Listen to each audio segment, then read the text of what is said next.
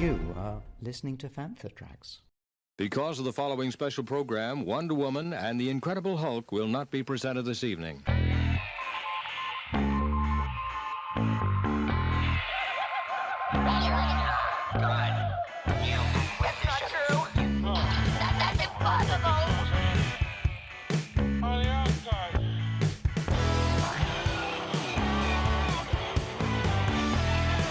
It's time to get all your Star Wars news in a single file. This is Making Tracks. Here are your hosts, Mark Newbold and Mark Mulcaster. That's not true. That's impossible. Greetings one and all, and welcome to Reaction Chat for Star Wars Andor episodes 11 and 12, brought to you by those freedom fighters over at fanfatracks.com. So you may remember we left Cassian and friends as they swam to safety after breaking out from Monarchina 5 prison after they uncover the great Imperial deception. We rejoin Cassian hanging out with Melchi, and Andor learns of the passing of his adopted mother Marva. So Cassian heads back to Ferrix to say farewell to the woman he would learn to call Mum, but waiting for him is not only the Imperial security hottie Dedra Meero, but also our mysterious rebel recruiter Luthen Rael, who's planted Sintra and Vale in town to bump off Cassian before he could spill any of his Mexican jumping beans to the Empire. On the Imperial Center of Coruscant, Mon Mothma is facing an unwinnable situation by having to join her house with a sleazy oligarchical banker, Davos Skolden, in order to keep her rebel fundraising efforts from being flagged by the Imperial security. Season 1 of Andor comes to a close with episode 12, Rix Road, and joining me to go over his thoughts on episodes 11, 12, the first season of Andor, and what he thinks may happen in season 2 is none other than that Grand Moff Fantha, Mark Newbold. God, where do you begin with this? I know there's been a lot of mixed emotions about it online. Some people think it's too slow. Some people say there's not enough action. For me, week on week on week, it's a substantial sort of feast of Star Wars information and lore and history and just character building. It's been brilliant. And Daughters of Ferrix was fantastic because it's so teed up Rix Road for what I think was one of the most emotional, engaging, eye-opening moments. Fantastic. I absolutely loved it, and I'm going to miss this show so much now for the next couple of years until it comes back. What about you? Yeah, I mean, totally. One thing I'd like to predict is that actually now that all 12 episodes are in fact available, I wonder if there's going to be an uptick in people who are going to sit down and actually invest the time. Now that you can sit there and binge it over a weekend, it somehow doesn't necessarily feel like quite the time sacrifice as, 12 weekly episodes. I think this has been a complete breath of fresh air for the Star Wars franchise. It's allowed for a lot more kind of mature storytelling to be developed, and I think also just a ton of world building in an area which is really rich already full of storytelling, but somehow this kind of has made it feel fresh and new, and that there could be so many different avenues that expanded universe storytelling and everything else could spin off from this one series. I think it's going to be fascinating to see how it actually affects Star Wars overall between now and when season 2 comes out. When you think that when we came into it, we knew Cassian and we knew we were going to see his journey, inverted commas, but I didn't anticipate that we would get to know all these new characters and care so much about them. So now we come out the back of that 10-week run, really, because we've got 3 episodes to kick it off, and care about Bix and her predicament, and care about Marva, and obviously she's passed, but the legacy that she's left, and care what Cyril gets up to next, and want to know what Dedra Meero does next, and want to know what General Partagasta does next. And so we've got all these brand new characters that, 2 months ago we'd never heard of, and now we're so invested that this wait for the next chunk of Andor, the final chunk, it's only a 2-season show. It's just going to feel like forever. That's what's impressed me. We've got a great new soundtrack from Nicholas Patel. Brilliant new soundtrack. I'm playing it to bits at the moment. And the visuals have been ridiculously gorgeous. The design, the set work on Ferrix, specifically Ferrix, has just been brilliant. Yeah, no, I think you're totally right. I think the one thing that I've really liked is the physicality of this series, and by that I'm not just talking about the fight scenes, I'm talking actually about the fact they're using physical sets. Having seen some of these sets up front in person, these aren't small sets. These are massive, whacking great big investments in people's time, skill sets and money to develop and build. So I've really enjoyed seeing how everything is coalescing. For me, it's felt like the most authentic Star Wars we've had since Rogue One, but before that, Return of the Jedi. They've really hit the correct balance between the need for CGI and also live action. Just when they're walking around the town and you get to see into all those little shops and there's people just in there and there's like a chap just sat there, like a nameless casted extra who's just there just working on a droid or something like that. And it's just like the depth is just immense that they've put into this just to make this feel really authentic and really feel like a complete environment, which for me has really kind of made it feel really engaging.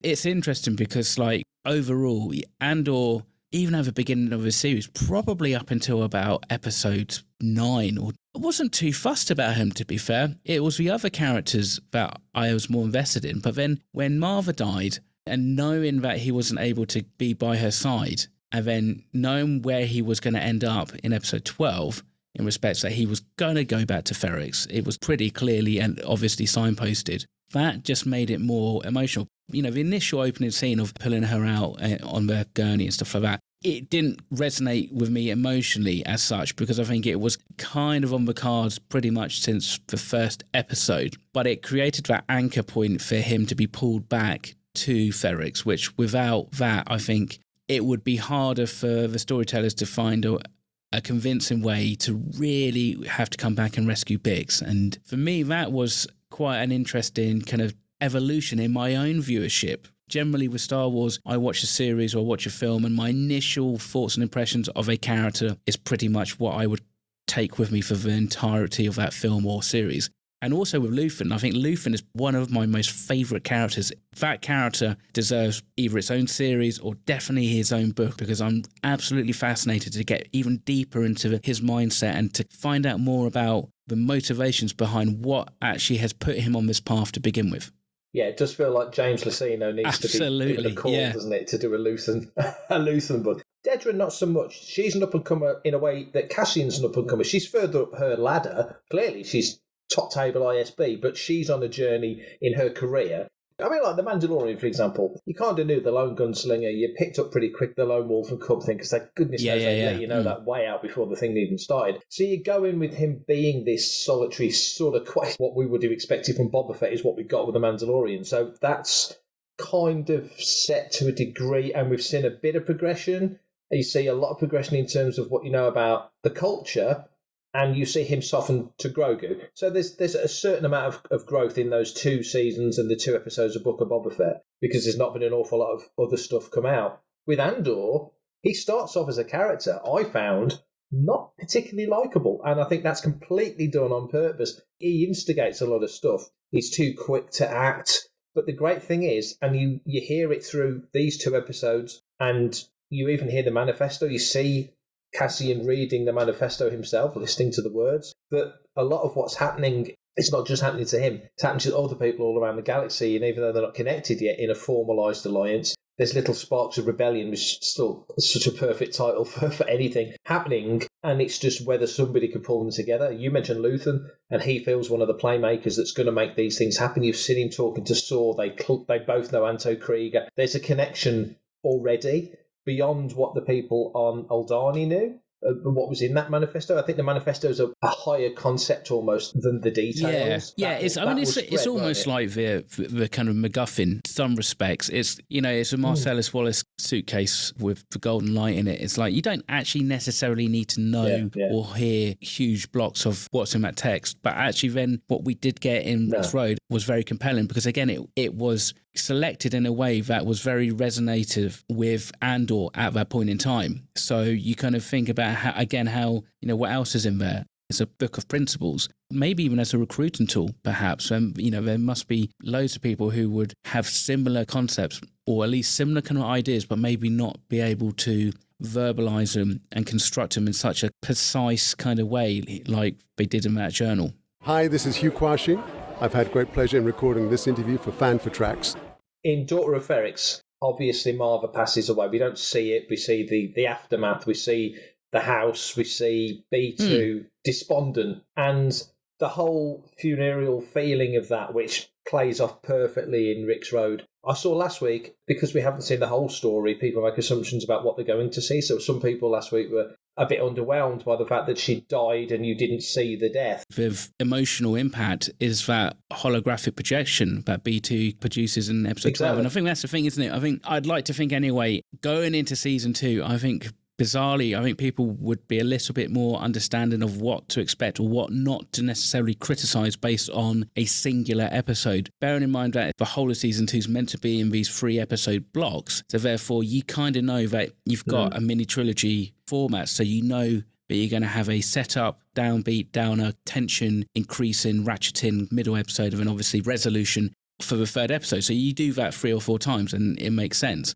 I like the character Marva, but I wasn't emotionally invested in her. But I can, obviously, I feel for Cassian. And also, I kind of wondered at the start of the series why they called the droid B2 Emo. And now it's clearly, a little bit on the nose. It's because he's very much aware of his own emotions and the fact that he's kind of alone in that. Despondent or sad, upset. It's bizarre in some respects to kind of like use these words to describe how a droid, a machine, is actually acting. But yet we've seen this time and time again in Star Wars that actually it's the droids that sometimes make the viewer emote the most. You think of K2SO and Rogue One. Yeah, or 3PO in the original trilogy, you could argue he's the most emotional character out of all of them. He's outwardly, you know exactly what he's thinking. He's got no guile. He can't hide his feelings. It's out there on his red or gold sleeve, whichever one you want to pick. Like with all the characters, really, the show's called Andor, and to a degree, it is about building up that character to where he gets to in Rogue One. But in Rogue One, he's part of a larger team. And I think we said when we knew this show, we've known this show's been coming pretty much as long as you and me have been doing this podcast. It's the one I was looking forward to the most, not because of the character, but because of the era that it's set. And I just got a feeling that we were going to see what the Empire was doing and how they were stamping their authority in the galaxy and how these little factions were coming together. Never anticipated a character like Luthen. Never thought we'd get into the sort of kitchen sinkiness of Marva and the home life and the family dog of B2, and just a lot of little things that just felt very real world and rootsy in the best way, because when you get to Rix Road and you see the funeral processions meet in the square and the whole ceremony of it, I love the opening of that episode with the music, the opening music, Vittel doing unique music at the start, as he has for every other episode. And it was those sort of brass bandings, and I'm a total sucker for brass bands. They choke me up. Probably one of the reasons why I love the Solo saw. That's very brass heavy and it just works beautifully. That was the same. The centerpiece scene in Rix Road, the funeral, the hologram, the speech. I was quite emotional. It kind of got to me a little bit, which I didn't anticipate. I have seen the episode about 3 times because I was lucky enough to see a screener of it, so I had seen it before today. But nevertheless, the impact of that was really surprising. I was sat at work watching it in my edit suite, and I've got a big Sky Glass 65-inch, which is on like a set of wheels, a bit like, how you used to have it on school. And it's set at a height where you have to view the TV standing. For stuff like Andor, I found that actually if I sit on the back of a sofa, which is up against a wall, that's a perfect height. As I was watching it, I was kind of leaning into the screen because I started to feel like I was slipping off the edge of the sofa. It was the emotion of what she was saying, the absolute pure honesty of what she was saying, combined with the images of, you could see the Imperials kind of just all stood around, just kind of like, especially the officers who, right, okay, at what point are we just going to go in and just cut this off because this is getting a little bit kind of contentious of what she's saying. And so, like, it's that notion of, like, something's going to happen, when's it going to happen, and who's going to basically fire that first shot. It was great, but it was the Empire just coming in, trying to silence somebody, quite literally just by putting the cloak of the Empire over the holo projection. But didn't you think, and I thought it was really telling, that you've watched that officer, the one that said, fire at will, just loses it because he's been attacked. The fear in his eyes, the fear in Dedra, she's shaking with fear. She thinks she's done. God knows what she thinks is going to happen, but I'm pretty sure she's thinking near the end that she's being dragged off and they're just going to shoot her. Because it's the classic general sitting in a bunker, moving battalions around on a chessboard, essentially, and never having to see up close what these people go through. And it felt to me like this was almost the first time, certainly with Dedra, because she's an intelligence officer, she's not a soldier, that she was seeing this for real for the first time, and her terror was visceral, and it was almost the most visual display of terror that you saw in the whole episode, and it came from an Imperial. But when they put the riot shields up, it starts to kick off. Brasso whacks that one guy with Marva's stone. He takes somebody down with the stone, and it starts to kick off. But I was first time watching it thinking, oh, here we go. They're just going to light them up. And they didn't. They put the riot shields up. They were holding them back. It wasn't until the officer felt threatened and just loses it. And as soon as he says the words open fire, then all those stormtroopers start. I thought that was really interesting. It wasn't just black and white. It'd be very easy just to imagine that they just laid them out. Like you see in Rogue One, when you see the AT-ST on Jeddah, tanks blown up, and there's that whole beautiful shot looking down. And there was a similar shot in this with Luthen looking down, where you can hear the gunshots and see the flashes. I think the highlight for me, anyway, was there was this one stormtrooper who was just leaning up against like a doorway just as things start kicking off. And it was not until the officer kind of turns to him and says, "Oi, go and get in there. Get that guy down." Yeah, that's amazing. I mean, I lean a lot, especially in costumes, because again, it kind of just shows how there's a certain level of lapsy-daisyness about the Empire as well. And, that kind of hubris and general kind of casualness that actually whatever these little people are going to do doesn't matter, because with the Empire we can kind of sort it out. But ultimately it will always end up with somebody firing the first shot, and the fact is it was the Empire. And I think for me anyway, this was probably, and I've said this all along I think about the series, is that I was kind of hoping to see the actual start of the rebellion. And what we've learned through this series is that actually there isn't one defining moment that starts the rebellion as a whole, but it's a defining moment that starts a rebellion on a system, and we got to see that, which I thought was fascinating. Saw Gerrera is already set up. He's running Anton Krieger's guys are set up and then get wiped out in episode 12. They're set up, and all these other kind of partisan and separatist alliance, anybody out against the Empire, they all kind of seem to be set up. They all seem to be maybe vying for their own superiority in amongst the rebel cells. It was interesting to see this at the kind of the grassroots level, just having started with an old lady's words.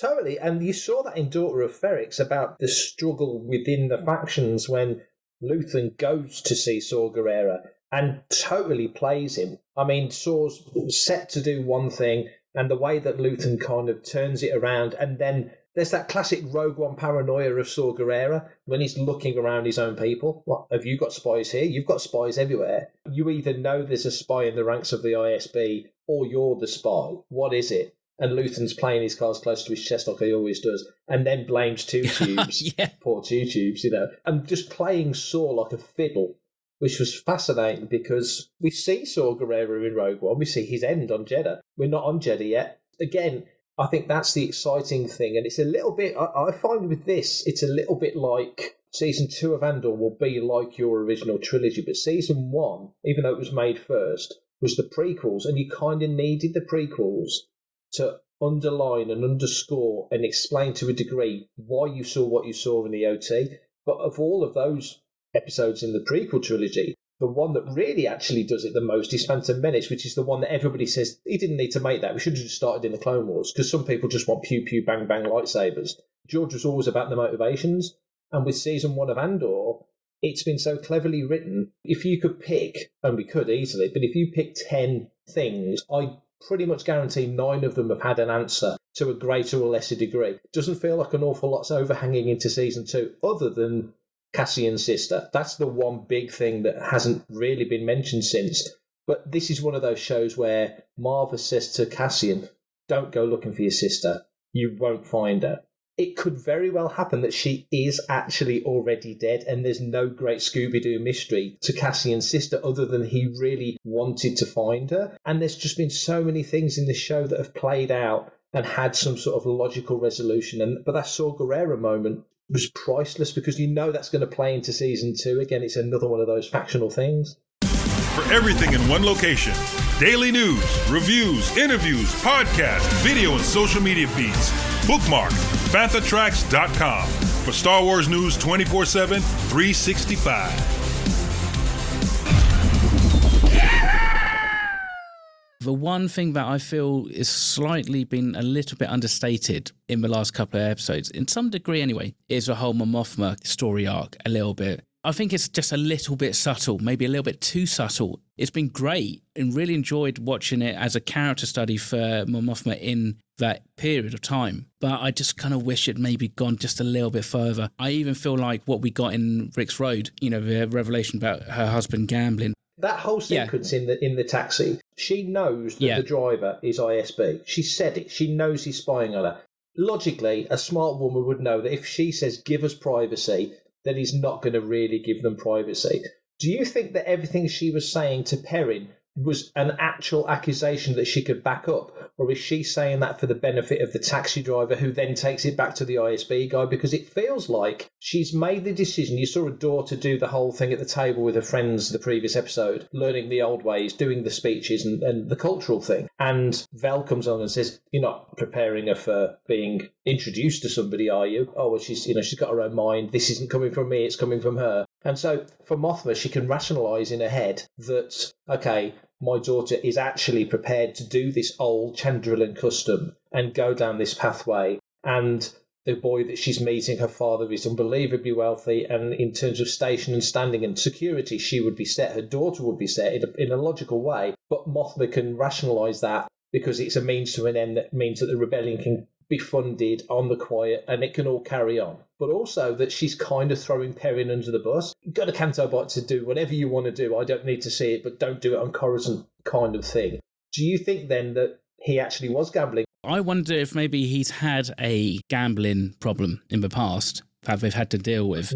And this is, at that point in time, maybe one of the ways that she's going to try and explain away that 400,000 credit hole. It's him who, has kind of like pulled the money out, or she's had to pull that money out to cover his debts. But then, on the flip side, then if that was the case and that was the solution, it felt a little bit too subtle for that to be the resolution for this story arc. Then there would be no reason for her to betroth her daughter to Darvin's son. It's that interesting kind of thing that happens with generations. You've got the mother who is very much anti the establishment and the sense of traditions, where it seems like Perrin is a little bit more supportive of that, and that obviously because their daughter is more, I wouldn't say daddy's girl, but certainly prefers her dad over to her mum. The betrothal of her daughter to Davos' son is only going to lead to, I think, extra stress leading into season 2, I would think.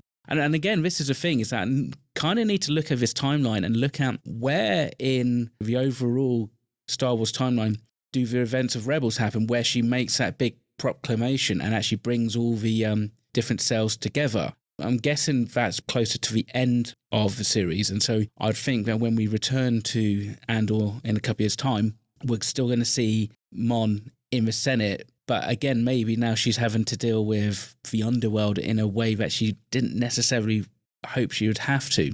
If we do that, then that's just it and we move on. But, if her daughter then does get married to the guy's son, then that is obviously, you're now one conjoined family. So therefore, what happens to one side of the family could affect what happens to the other side, especially when it comes to politics and reputation. That's a really good point, because we see this on both sides, really, with Imperial sides and Rebel sides, that the Rebels have worked with bounty hunters and smugglers, and the Imperials have certainly worked with plenty of bounty hunters. We saw that as far back as Empire, and even further, I think, in the Marvel run. So the underworld is definitely going to play a part in a lot of what goes on, because that is galaxy-wide, and that is probably it is more organised than the Rebellion at this point. Probably not as well organised as the Empire, but, we've seen that in these 2 episodes, that whilst you have an Empire that's most of the galaxy, or at least the important parts of the galaxy, and it's strip mining the bits that it needs from everywhere else,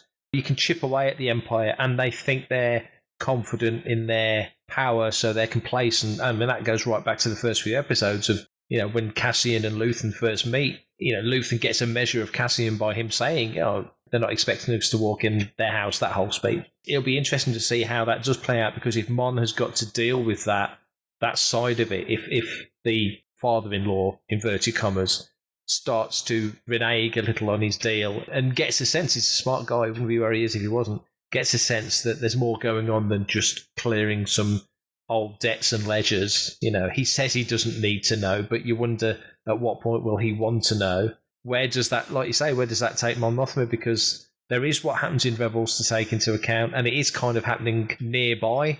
And the first year of Andor, the show, has taken place over a number of months. We don't really, it's like how long are Han and Leia in the asteroid field sort of thing. How long was Luke on Dagobah? How long was Cassian in the prison on Narkina 5? Do you know what? I think there was one mention from the ISB agents at some point in one of the episodes that suggested that it had been a year. I think either from that skirmish in Ferrix, or at least the start of the Rebels kind of stealing kind of ship parts and stuff from the Empire. I think that was about a year, I think. But they've kind of kept it vague, which is kind of interesting because we know the next season will be 4, 3, 2, 1 years, basically, I guess. I would think, it's got to be a year or so. I mean, he was in the prison, I think, for at least, 45 days, actually. So that's not a huge amount of time.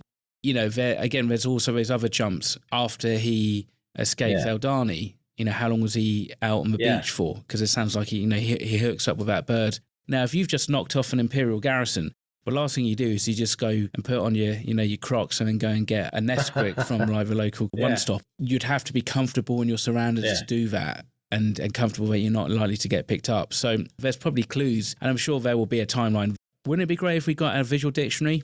You know, we saw a quad jumper in Daughter of Ferrix. By far, the standout characters of that episode is those two brothers. The Pamela brothers, two of my favourite, incidental characters in the whole of this season, because they were just awesome, partly because of, like, the size of the moobs one of them's got. It's ridiculous. But that was a brilliant scene, because when Cassian and Melchi get captured, it was so out of the blue. Mike Quinn, wasn't it? Mike Quinn doing the voice and doing some of the facial puppeteering, which was brilliant. But that whole sequence was amazing, because you'd had that opening when they're still on Narkina 5 and they're hiding from that TIE Reaper, trying to stay on the cliff, and Melchi's starting to think, oh, my fingers are going to sleep, I'm going to fall off this cliff. And then later in that episode, that fantastic sequence with the Cantwell class, shooting out the countermeasures, the lightsaber type beams coming out of the sides of the ship. So many cool moments in that whole exchange. And the fact that, okay, he's got this amazing shipboard computer, David Collins does the voice, helping him to do what he needs to do. And it was a red flag when he says, I'm flying this thing on my own. I'm sure the officer would have thought that's kind of irregular. Most ships generally need a co-pilot. But that whole sequence was just absolutely fantastic. Not only because we got to see that ship, which a lot of fans know was like one of the original Star Destroyer designs. Well, you didn't see it, but it was made for Solo. But I think it was a cut scene, so you never got to see it, if I remember. Taking out the TIE fighters, just the way he did it, then just leaps to hyperspace. Those countermeasures, it seems like they were pretty specific to one task. So you kind of think Luthen has a good idea or understanding of the kind of things that he's going to run into and how is he going to escape. You pull this trick once or twice, and that's it. It doesn't matter if you change the transponder or the name of your vessel. People will be like, hang on a sec, we've heard about this ship. So it's kind of interesting, isn't it? So he clearly knows the kind of things that he's likely to run into. Okay, this is the kind of countermeasures that the other Falcon could have done with, because, it's all about trying to disrupt further tractor beam. So these things do cost money, and also it's not only do they cost money to probably be able to acquire them, because you need to have the contacts, and you need to be able to find someone who can fit them. It's not like you just ordered like a pair of 6x9s to stick on your parcel shelf, or new speakers or something like that for your car. This is like something very specific. See, it's that whole thing where just because we haven't seen it doesn't necessarily mean it doesn't exist. And probably now it means that actually we're going to go back to, High Republic comic, and a ship will kind of have something similar, and then you'd be like, oh, okay, that's right, and because I've had it for a couple of 100 years and part of Star Wars canon from now on. It was nice because actually we haven't seen a huge amount of starfighter combat and dogfighting. In fact, we haven't really seen anything. The only time we really saw anything was really on Aldani, and they were just kind of trying to escape. So actually seeing this was quite nice, because it was kind of a breath of fresh air. It was something that we're so used to seeing a lot of starfighters and base combat. So actually to see this in this context, when we haven't had any or very little in the series, I think made it stand out. Kind of like energy weapons that he had, which kind of like just cuts those ties in half as he's kind of doing the barrel roll, I thought was absolutely amazing. One of the best scenes I've seen in Star Wars, at least this year, for sure. Do you think then that as we roll out of season 1, all the characters are in place? Cyril's now with Dedra, Cassian's now with Luthen, Bix is now with Brasso and those people with B2. So people are in their places for season 2. And one other thing I think is that I don't think season 2 will start that long after the end of season 1 because of what we just said, that season 1 does actually cover quite a long time. And if the first 3 episodes of season 2 is year 4 to 3, let's say, which is how they kind of say it will be, and we'll probably get those in one chunk in a couple of years' time, so you'll get year 4 in one go. Do you think then that because we've had some action sequences now, and it's not a show known for action, so when you do get action, it really stands out. And I don't think that's a budgetary thing. I think if they wanted to show it, they could show it as much as they like. Do you think then that we'll start to see, pick a silly example, you'll start to see more X-Wings, you'll start to see U-Wings, you'll start to see the tech that we know. We end the episode, indeed, the season, with the frickin' Death Star, which is like, what a statement that is as a finale after the end of the credits. And if you didn't watch till the end of the credits, please go back and do it. Just feels like that really did tighten the nut towards saying this is Rogue One territory we're heading towards now. Yeah, and I think it's been quite nice, actually, how they haven't been hitting us over the head with, oh, what's the Empire building? Oh, there's something going on. You know, there was that one reference in one of the prison episodes where Cassian kind of goes, you know, I don't know what we're making or what it's for exactly. And then to see it at the end like that is a nice way to frame actually where we are and what's, you know, what the stakes are. And it's a great way to tease up the next series. One of those things that potentially we could see Cassian's mission is to find out what he was building, what they were being used for. We've seen in a couple of instances where the Empire has strip mined completely a whole planet. So you kind of think these are the conversations that Luthen and Cassian maybe have. I'm sure they have all the metaphysical talk about toppling governments and stuff like that. But you kind of think when it comes down to it, it's going to come down to the insurgency and actually trying to find ways in which you can topple that government. And one of those is actually figuring out what they are doing and potentially, if they are building something, what are they building? The actual physical build-up of the Rebel Alliance, however, is an interesting thing. And I wonder if that is more of a Mon Mothma thing. I wonder if that is more of a negotiation whereby she's actually pulling people and resources onto their sides rather than the actual physical act of theft, shall we say. And we did see, I think, an episode of Rebels where they grab some Y-Wings from being smelted down and stuff. All that kind of stuff is going to happen. However, they will probably try and keep it on a similar kind of pattern, or at least to begin with. I mean, because ultimately they've got to end up on Yavin, so they've got to have a certain fleet of ships, and in fact a fleet in general, because you think of all those ships that ended up fighting over Scarif. That wasn't a small fleet by any stretch of imagination. You know, for me anyway, going into Rogue One, I kind of assumed that they didn't have any fleet per se. They just pretty much had those fighters, and that was it. What we saw in Yavin was basically what they had. They almost threw everything at it. You could have a tragedy of Cassian maybe wanting out, you know, if there's a romantic kind of connection between him and Biggs, to actually leave the fighting and get away from it all. And the irony is that actually the mission that he goes on at the beginning of Rogue One is meant to be his last mission. Dedra Meero, I almost thought, are they going to get it on? Are they going to, you know, I don't know if it's because I've just watched way too much Grey's Anatomy in the last few weeks, where they just seem to do everything in those kind of store cupboards other than actually get medical supplies out of them. This is what sets up, Cyril Khan into being the ISB officer that we, you know, expected him to be in episode 1. So I think he'll be wearing white uniform, or definitely Imperial uniform, when we next see him. Hi, this is Dave Chapman, and you're listening to Fantha Tracks. We kind of know where Luthen's taking this. More pieces are coming into it, so he's got a more delicate balance. Ferrix happened, so obviously that's put the Empire even more on guard.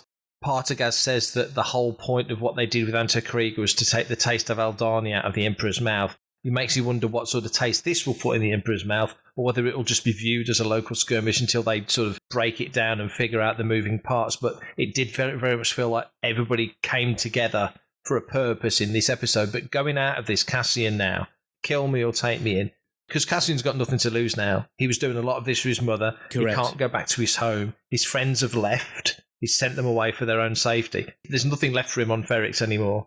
When we go into season 2, then, do you think we will see a more focused Cassian, a bit more together? Because one thing that I think Jyn brought out in Cassian, because of her situation, because she's related to the guy that puts the fuse in the Death Star and all the other elements that play into Jyn's story, Cassian and her are very much kindred spirits, and it's almost like they spark something off within themselves. And it makes me wonder whether Jyn reminds Cassian of Bix, or there's some elements that are playing there.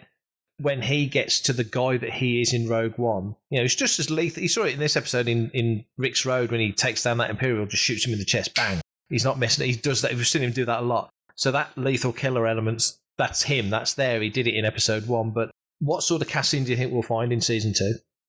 He's going to be more focused and at least more engaged with the rebellion. Like you said, there's no reason for him to go back to Ferrix, but he hasn't really got anything to lose now.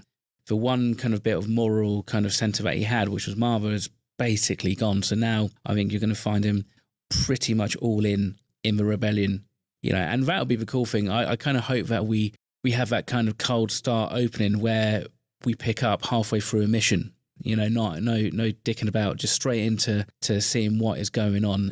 And for me, it's going to be interesting just to see how far they can push him, how far they can push the blunt instrument before he turns around and says, this is too far. Because it's that whole unsettling reality that I think we've had to deal with in this first season of actually the rebellion, as much as it's great for all its ideals, has to be dirtier, has to be bloodier, because they have to get over the Empire. And the only way you can do that is, unfortunately, you've got to put the knife in the back and you've got to shoot them in the chest. And so therefore, I'm really excited just to see how Cassian is going to take on this extra role as Fulcrum and see how that name comes about. We've got Axis already. Is Fulcrum actually something that the Imperials give him? Is that the name that he is kind of given by the Imperials? You've got Axis and now you've got Fulcrum. Is it he who is going to be shifting the balance from system to system? Only time will tell. Thanks for listening to Making Tracks. If you want to be a part of the action and stay updated on all the latest Star Wars news, visit fanthatracks.com or check out the free Fanthatracks app through the App Store to follow us on your mobile device. You can reach out to us and send in your listeners' questions by emailing radio@fanthatracks.com. Comment, like and share on any of our social media feeds at Fanthatracks, and be sure to subscribe, leave a review, preferably a 5-star one, on Amazon Music, Audible, Apple Podcasts, Google Podcasts, Spotify, or your podcatcher or smart speaker of choice. And as always, thanks to James Semple for composing the Fanthatracks intro, Adam O'Brien for our Making Tracks opening music, and Mark Daniel and Vanessa Marshall for our voiceovers. Remember, tune in to Good Morning Tatooine. It's live Sunday evenings at 9 o'clock UK, 4 p.m. Eastern, 1 p.m. Pacific on Facebook and YouTube. And check out our Fanthatracks Radio Friday night rotation every Friday night at 7 p.m. UK time for new episodes of The Phantom from Down Under, Planet Leia, Desert Planet Discs, Start Your Engines, Collecting Tracks, Cannon Fodder, and special episodes of Making Tracks. And that's me done for this episode. Everybody else, stay safe, take care. Thank you very much for listening. May the Force be with you. Coming up next on Fanthatracks Radio, it's Start Your Engines.